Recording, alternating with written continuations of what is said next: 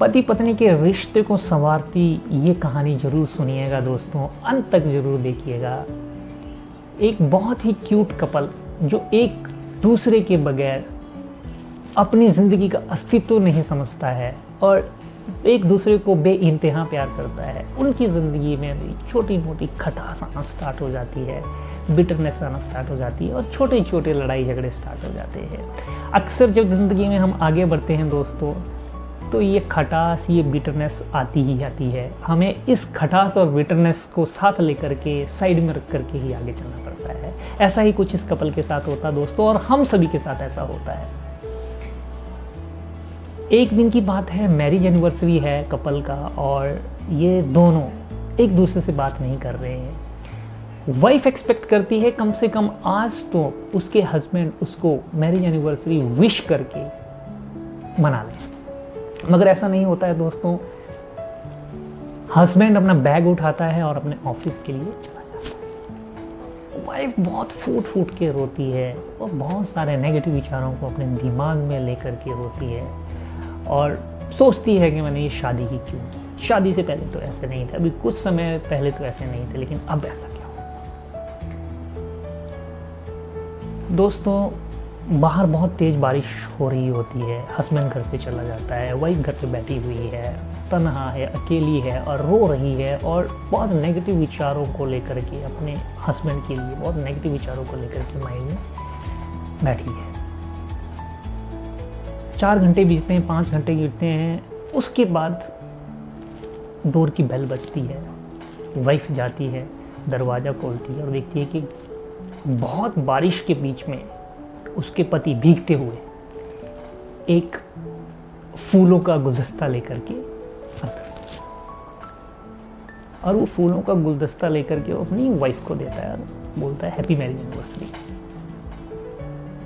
इतना देखते ही उसकी वाइफ उसके गले से लग जाती है और गले से लग करके लिपट लिपट करके रोती है और कहती है कि आई एम सॉरी,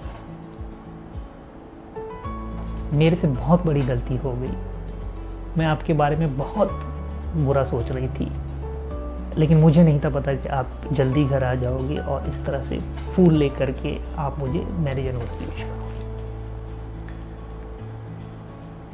इतने में एक फ़ोन बजता है और वाइफ उस फ़ोन को उठाने के लिए जाती है और फ़ोन पे एक पुलिस वाला बोलता है कि मैं इस पुलिस स्टेशन से बोल रहा हूँ और यहाँ पे हमें एक लाश मिली है जिसका एक्सीडेंट हो गया है, और उस लाश के जेब से हमें ये आपका नंबर मिला है।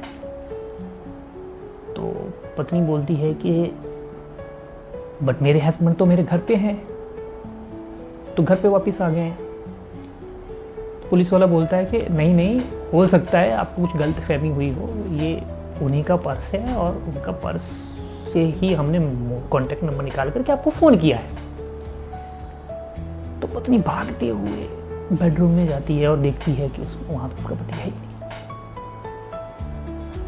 बहुत रोती है, उसे समझ आ गया कि ये उसका पति नहीं है बल्कि उसकी पति की आत्मा, उसकी सोल उससे मिलने के लिए आई।